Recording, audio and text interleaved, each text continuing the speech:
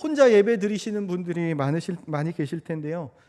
자기 자신에게도 사랑한다고, 수고했다고 한번 셀프로 격려해 주셨으면 좋겠습니다. 네, 여러분 감사합니다. 그리고 아무도 없는 본당에서 홀로 말씀을 전하고 있는 저한테도 제가 눈에 보이지 않지만 저한테도 한번 화이팅이라고 외쳐주셨으면 좋겠습니다. 네, 여러분 감사합니다. 많이 외쳐주시네요. 오늘은 2021년 5월 9일 주일입니다.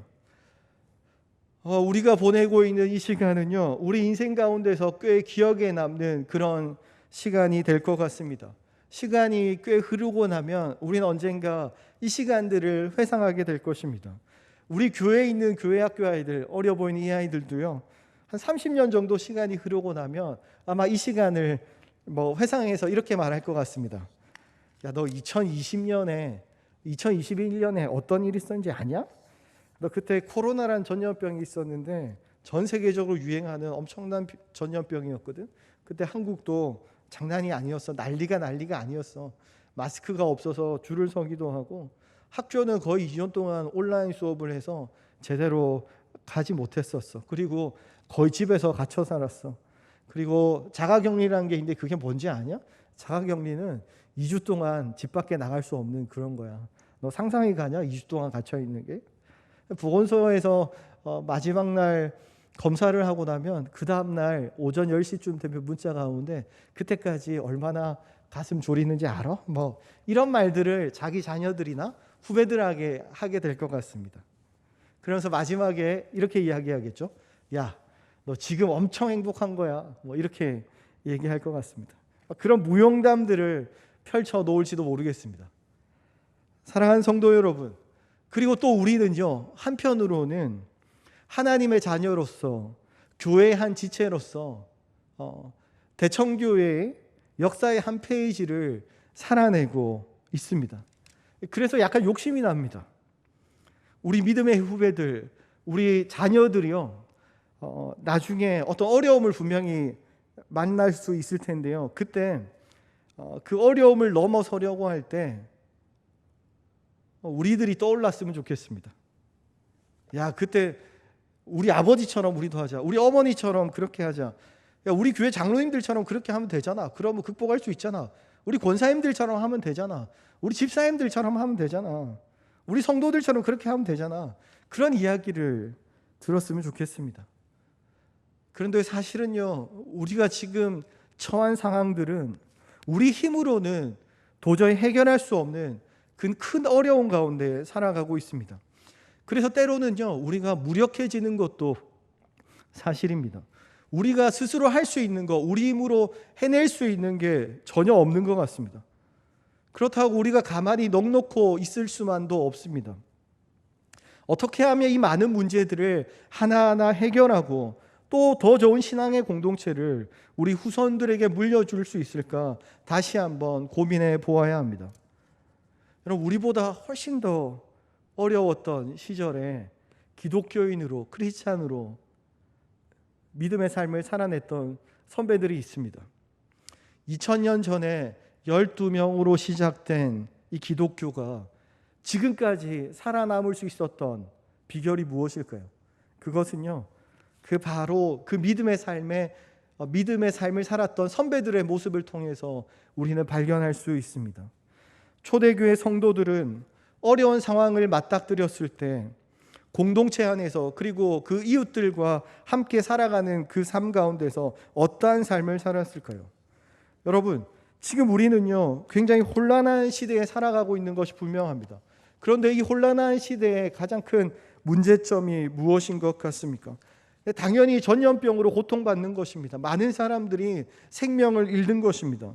여러분, 지난주에도 말씀드렸지만 지금까지 300만 명이 넘는 사람들이 코로나로 목숨을 잃었습니다.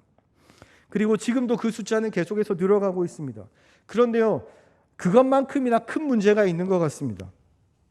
그것은 바로 서로가 계속해서 끊이지 않고 싸우게 된다는 것입니다. 비단 우리나라에만 국한된 것이 아니라 전 세계적으로 그런 일들이 일어나는 것 같습니다. 누가 잘했고 누가 잘못했고 이렇게 했어야 했고 저렇게 했어야 했고 서로 탓하고 비난하고 질책하고 이런 일들이 계속됩니다. 그런데 아무리 싸운다고 해도 그 문제에 대한 정답은 찾지 못하는 것 같습니다. 그냥 계속 싸울 뿐입니다. 왜 그렇습니까? 지금은요, 사실 모든 것이 다 불확실하기 때문에 그렇습니다.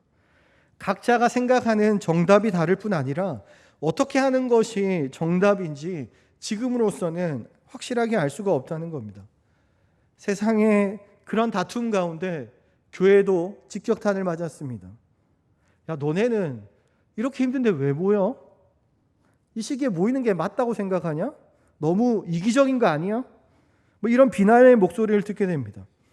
그래서 교회는요, 다른 외부적인 상황들과의 형평성 그리고 안전을 고려하고 또 정부의 방역 지침에 따라 대면 예배와 온라인 예배를 동시에 드리고 있습니다. 그럼에도 불구하고 교회 안에 확진자가 나오면요, 계속해서 욕을 먹게 됩니다. 억울한 부분도 분명히 있지만 세상 사람들 눈에는 얼마든지 그렇게 보일 수 있다는 것입니다. 그런데요, 여러분, 우리는 기독교인입니다. 그래서 우리는 세상 가운데 선한 영향력을 끼쳐야 할 책임이 있습니다. 물론 지금 우리가 할 수 있는 일은 많지 않은 것이 사실입니다. 그렇다고 그냥 우리가 가만히 있을 수만도 없다는 거예요. 우리가 할 수 있는 일이 분명히 있을 겁니다. 성경 속에 모든 문제에 대한 답이 분명히 있을 텐데 우리는 그 답을 분명히 찾아야 한다는 거예요.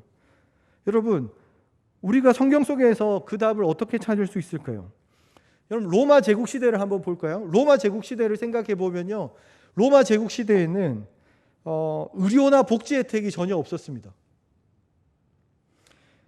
그 당시에 문제는요, 그 당시에도 지진이나 기근이나 전쟁같이 예상할 수 없는 어려운 상황들이 많이 발생했다는 겁니다. 그 중에서 그 당시 사람들이 가장 두려웠던 것이 뭐냐면 바로 전염병이었습니다. 165년의 안토니우스 역병은요, 15년 동안 계속 지속되었고 로마 제국 전체 인구의 4분의 1이 죽었다고 알려져 있습니다. 그리고 251년에 있었던 전염병은요, 로마에서만 하루에 5,000명이 죽었다고 전해집니다. 그리고 로마 제국의 한 도시였던 알렉산드리아라는 도시는 인구의 3분의 2가 죽었다고 전해집니다. 여러분, 어떤 상황인지 그림이 그려지십니까? 한 도시에서 하루에 수천 명씩 죽어나가는 그런 상황들이 발생했다는 겁니다. 여러분, 한 도시에서 막 수천 명이 그렇게 죽어나간다면 사람들은 어떻게 반응했을까요? 여러분, 그 당시의 사람들은요, 완전히 정신이 나갔을 겁니다. 갑자기 옆에 있는 가족들과 친구들이 어제까지 같이 있었던 친구들이 막 죽는 모습들이 그들 눈앞에서 벌어지는 겁니다. 여러분, 그 당시 대부분의 사람들은 로마의 신을 믿는 이교도들이었습니다. 그런데 그런 상황이 발생하니까요, 그들이요, 자신들의 가족과 친구들까지 다 버리고 살기 위해서 도망쳐 버렸다는 거예요. 의사들까지도 다 도망갔기 때문에 죽음 앞에 있는 환자들을 돌볼 사람이 없었습니다. 그런 사람, 돌볼 수 있는 사람들이 단 한 사람도 존재하지 않았다는 것입니다. 그러면 그 당시 기독교인들은 어땠을까요? 여러분, 기독교인들은요, 자기 목숨을 아끼지 않고 병든 자들을 돌보았다고 합니다. 놀랍지 않습니까? 다른 사람들은요, 자기 가족과 친구들, 친지들까지 다 버리고 도망가는데 기독교인들은요, 그렇게 하지 않고 자기 목숨을 버려가면서까지 환자들을 돌보았다는 거예요. 그들은 그리스도인이건 비그리스도인이건 따지지 않고 어려움에 빠진 사람들을 모두 도왔습니다. 그리고 실제로 환자들을 돌보다가 목숨을 잃은 사람도 많았습니다. 그래도 끝까지 그 일을 계속합니다. 그냥 몇몇 그리스도인들이 그 일을 한 것이 아니라 여러분, 그 공동체에 속한 교회 전체가 한 몸으로요, 그 일을 참여했습니다. 여러분, 놀랍지 않습니까? 우리 상식으로는 도저히 이해할 수 없는 일들이 일어난 것입니다. 여러분, 그래서 그 이후에 어떤 일이 일어납니까? 죽다가 살아난 이교도들이요, 기독교로 개종하는 일들이 일어난 겁니다. 여러분, 그 당시에 이교도들이 기독교로 개종한다는 것은요, 목숨을 담보로 하는 일이었습니다. 왜냐하면 그 당시 기독교는요, 불법적인 종교였거든요. 그리고 로마 제국의 어떤 그런 거에 반하는 그런 종교였습니다. 왜요? 로마에서는요, 다양한 신들을 다 인정하고 또 그것을 믿어도 다 괜찮은 거, 좋은 거라고 얘기했는데, 기독교인들은요, 자신들이 믿는 하나님 그분만이 참신이라고 그렇게 주장했기 때문입니다. 그런데요, 그런 생명을 담보로 하는 그 개종이요, 이런 전염병 이후에 계속해서 일어나게 되었다는 겁니다. 여러분, 그것뿐만 아닙니다. 기독교인들은요, 자기가 원하는 때에 자유롭게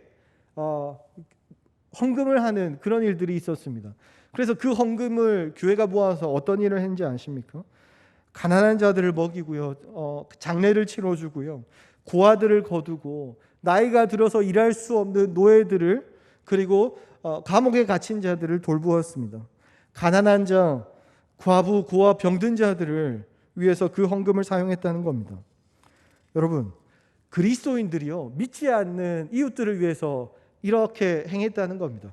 그렇다면 그 당시 같이 신앙생활하는 한 지체로서 공동체 안에 속하게 된 그 자기 형제에 대해서는 어떻게 했을까요? 끝까지 책임졌습니다.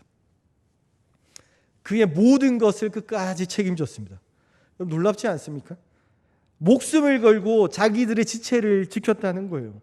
만약 성도 중에 누가 노예로 잡혀가게 되면요, 어떠한 어려움이 있더라도, 어떠한 아주 많은 재정이 들더라도 반드시 자기 지체를 구해내 왔습니다. 자기 성도들 중에 누군가 감옥에 들어가게 되면 그 사람을요, 끝까지 책임졌습니다. 피를 나눈 가족보다 더 큰 사랑으로 서로 돌보았다는 것입니다. 사랑하는 성도 여러분, 기독교인들은요, 세상의 기준에서 보면 참 이상한 사람들이었습니다.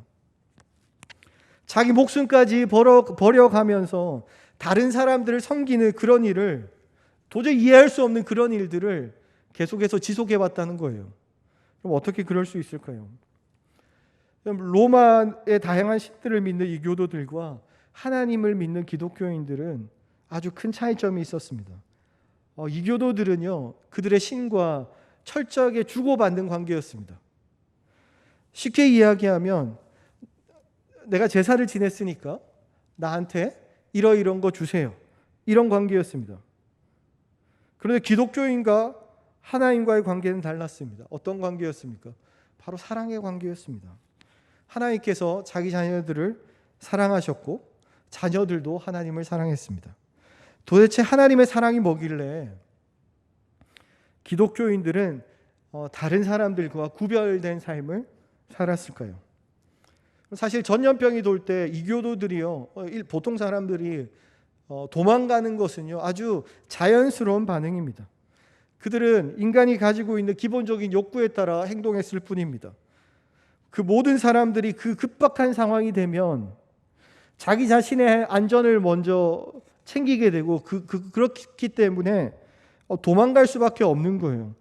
사실은 기독교인이나 비기독교인이나 기본적으로 자기 자신을 먼저 생각할 수밖에 없는 그런 존재입니다.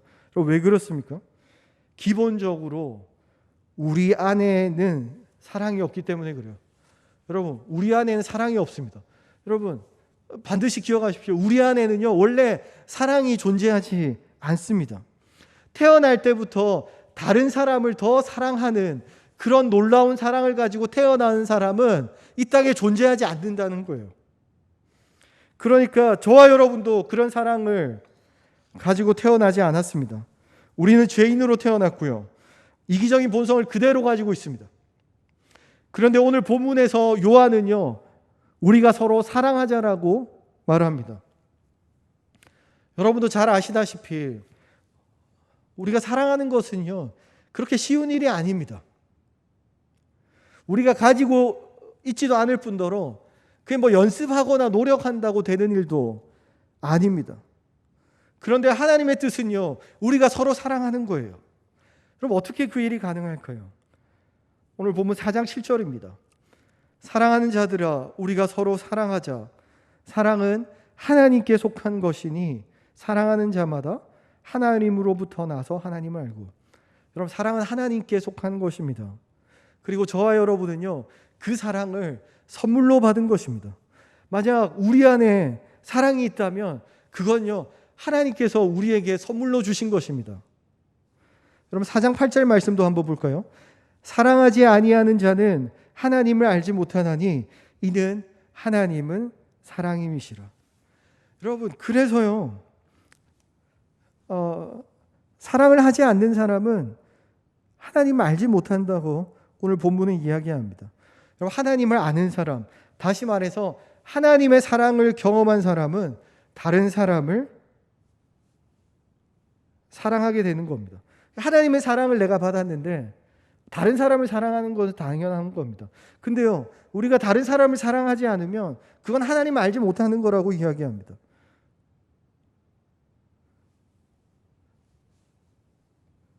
여러분, 한번 보십시오. 여러분, 우리가 대청교회 공동체가 된 것은 하나님께서 우리를 이곳으로 보내시기 때문입니다. 여러분, 믿으십니까? 우리가 대청교회 지체가 된 것은 하나님께서 여러분 한 사람 한 사람을 택하셔서 이 자리로 보내셨기 때문에 가능한 일입니다. 그런데요, 여러분들만 그렇게 한 것이 아니라 우리 공동체 안에 속한 모든 지체들은 하나님께서 이곳으로 보내신 줄로 믿으시기 바랍니다. 다시 말해서 하나님께서 보내신, 하나님께서 사랑하시는 우리 형제 자매들을 사랑하지 않으면서 하나님 사랑한다고 말하면 그거 하나님 알지 못하는 거라고 이야기합니다. 여러분, 질문합니다. 마음의 준비를 해주시기 바랍니다. 제가 질문할 텐데요, 마음의 준비를 해주시기 바랍니다. 그냥 yes 아니면 no라고 대답하시면 될 것 같습니다. 여러분들은 서로 사랑하십니까? 대답하셨습니까? 조금 어렵네요. 조금 더 범위를 좁혀드릴까요? 여러분, 대청교회 성도들 안에서 여러분들은 서로 사랑하십니까?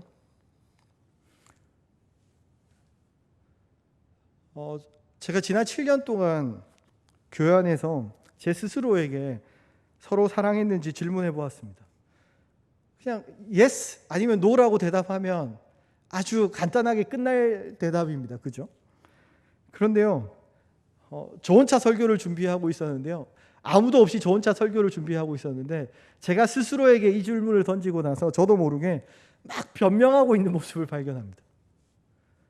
무슨 얘기인지 아시겠습니까?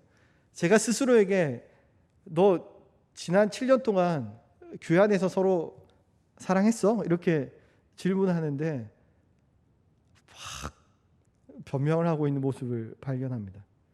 왜 그랬을까요?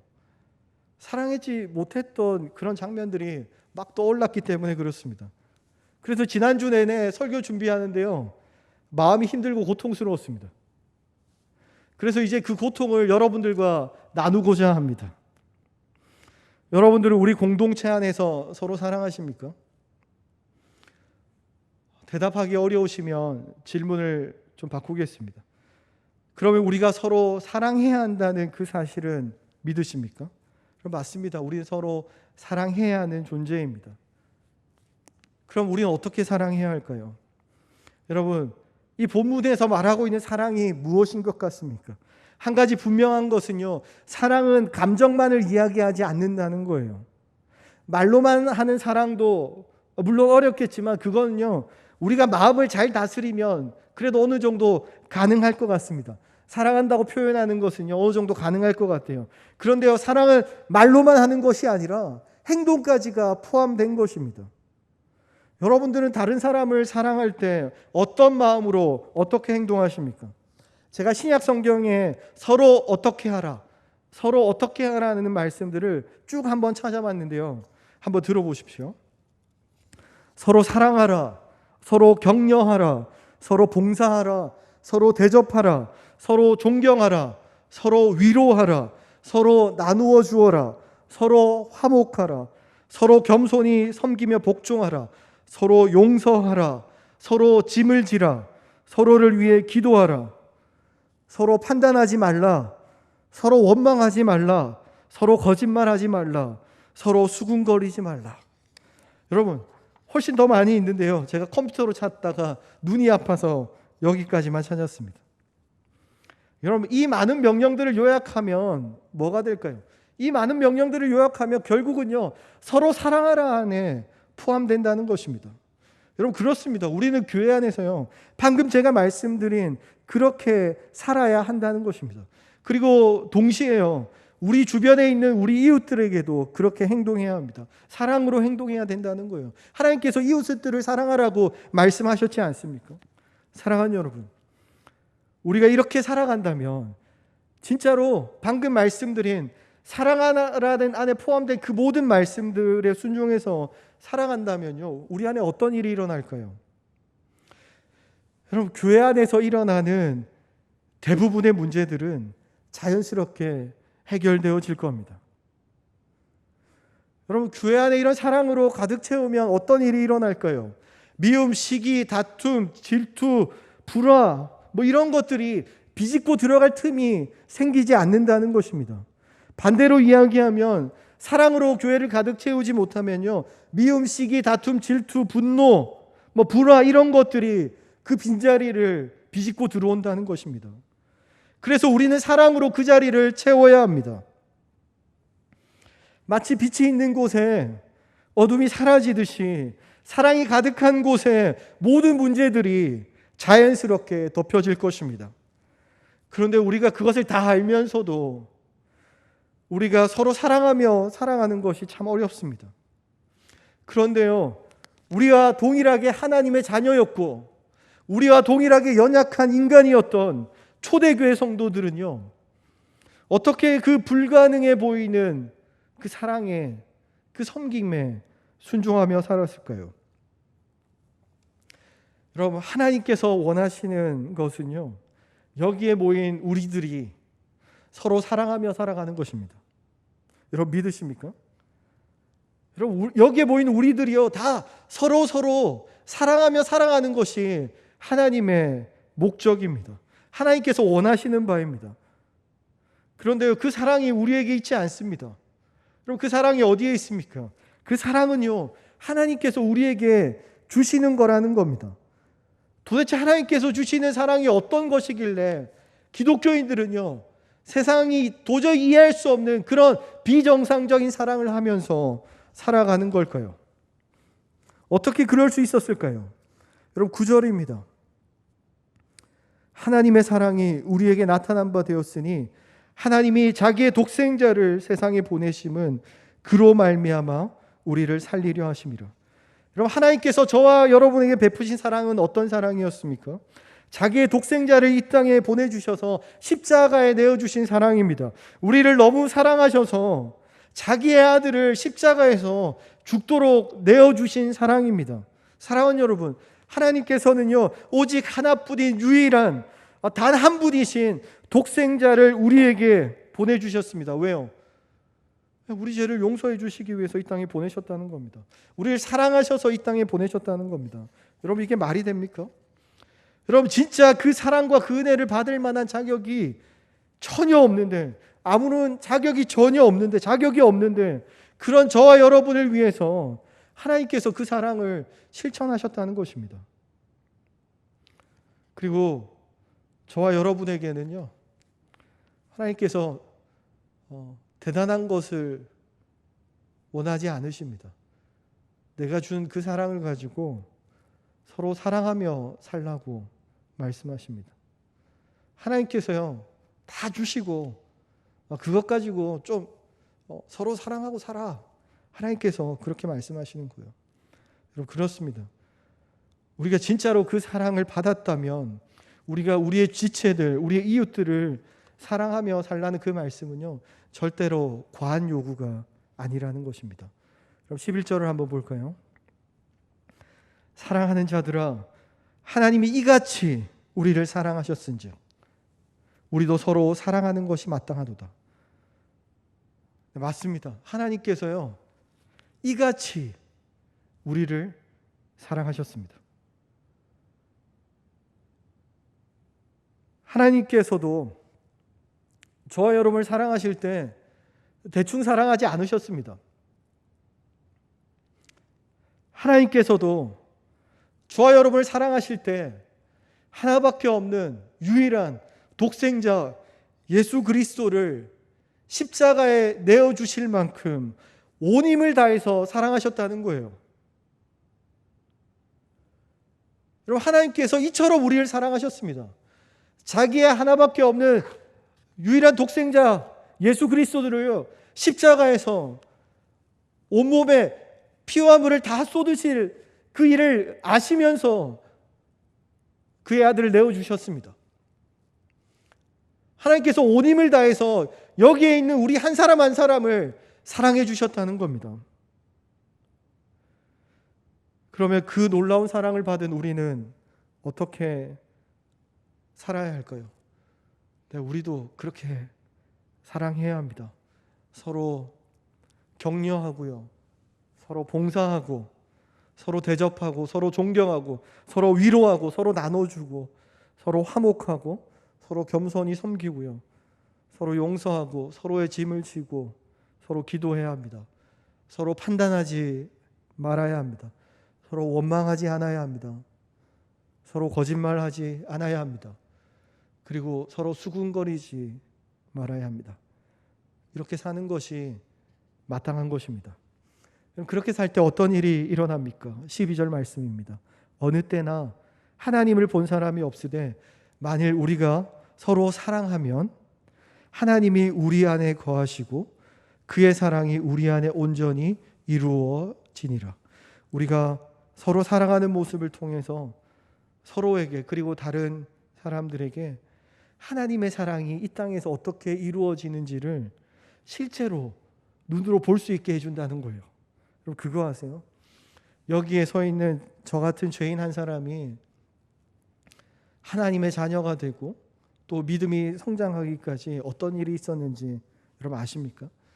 수많은 믿음의 선배들이 저를 사랑해 주셨고 아껴 주셨고 위로해 주셨고 기다려 주셨고 용서해 주셨고 격려해 주셨다면 그 일들이 저 같은 한 사람, 아무것도 아닌 죄인 한 사람이 하나님의 자녀로서 살아가게 될 때까지 그렇게 믿음의 선배님들이 그렇게 해주셨다는 거예요.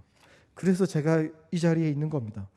여러분들도 여러분 혼자의 힘으로 지금의 여러분 모습이 된 것이 아닙니다. 누군가 여러분들이 성장할 때까지 참고 기다려주고 이해해주고 격려해주고 아껴주고 그런 일들이 분명히 있었다는 것입니다. 우리는 그 안에서 이미 하나님의 사랑을 경험했습니다. 그래서 여러분들에게 대청교회의 미래가 달려 있습니다. 그래서 여러분들에게 대청교회의 미래가 달려 있습니다. 수많은 문제들, 도저히 해결할 수 없을 것 같은 문제들이 우리 앞에 산재되어 있습니다. 우리는 어떻게 해야 될까요? 우리가 마땅히 해야 할 일, 우리가 할 수 있는 일들을 찾아서 하면 됩니다. 그럼 먼저 사랑합시다. 내가 먼저 그 사랑을 실천합시다. 억지로 할 수 있는 사랑이 아닙니다. 그러니까요, 여러분들이 받은 그 사랑이 얼마나 놀라운 사랑인지, 여러분들을 위해서 하나님께서 어떻게 사랑하셨는지 그것을 늘 묵상해야 됩니다. 여러분 한 사람을 구원하시기 위해서 하나님께서요 온 힘을 다해서 사랑하셨어요. 가장 귀한 것, 자기의 하나밖에 없는 아들 독생자 예수 그리스도를 십자가에 내어주셨다는 겁니다. 그렇게 사랑하셨습니다. 그리고 우리는 그 사랑을 받았습니다. 그 놀라운 사랑을 우리가 받았습니다. 그리고 우리는 그 사랑을 가지고 서로 사랑해야 됩니다. 문제를 하나하나 해결하려고 하지 맙시다. 그냥 먼저 사랑하는 것으로 이 교회를 채워봅시다. 우리 안에 있는 미움, 시기, 다툼, 질투, 분노, 불화, 온갖 부정적인 마음들이 분명히 있습니다. 그런데요, 제가 묵상해 보니까 그런 부정적인 마음들, 그런 문제들은요, 코로나와 아주 비슷한 그런 성격을 가지고 있는 것 같습니다. 확산 속도가 아주 빠르고요. 그리고 잘 사라지지 않고 계속해서 오랫동안 살아남습니다. 처음 시작될 때는 크게 우리 삶에 영향을 미치지 않는 것 같지만 어느 순간 우리의 삶을 마비시킵니다. 그런데 감사한 것은요, 우리는 이미 그것에 대한 백신과 치료제를 가지고 있다는 거예요. 어디에 있습니까? 여러분, 어둠이 빛을 이길 수 없습니다. 모든 부정적인 그런 문제들은요, 사랑을 이길 수 없습니다. 그 모든 것들을 사랑함으로 덮을 수 있다는 겁니다. 할렐루야. 여러분, 30년 후쯤 되면 2051년쯤 되겠죠. 그때가 되면 저는 70대 중반에 할아버지가 되어 있을 겁니다. 그리고 그때쯤 되면 대청교회는요, 이 대청교회의 모든 역사를 정리해서 대청교회 100년사를 정리해야 될 때가 됩니다. 그 중에서 2020년과 2020년대에 대한 관련된 내용은 이렇게 기록되었으면 좋겠습니다. 2020년과 2021년은 우리에게 아주 혹독한 시기였다. 코로나로 인해서 교회에 모이지 못하고 온라인으로 예배를 드릴 수밖에 없었다. 상황이 조금 나아졌을 때는 대면 예배와 온라인 예배를 병행해서 드렸다. 예배 이외의 다른 모든 활동은 그 2년 동안 완전히 중단할 수밖에 없었다.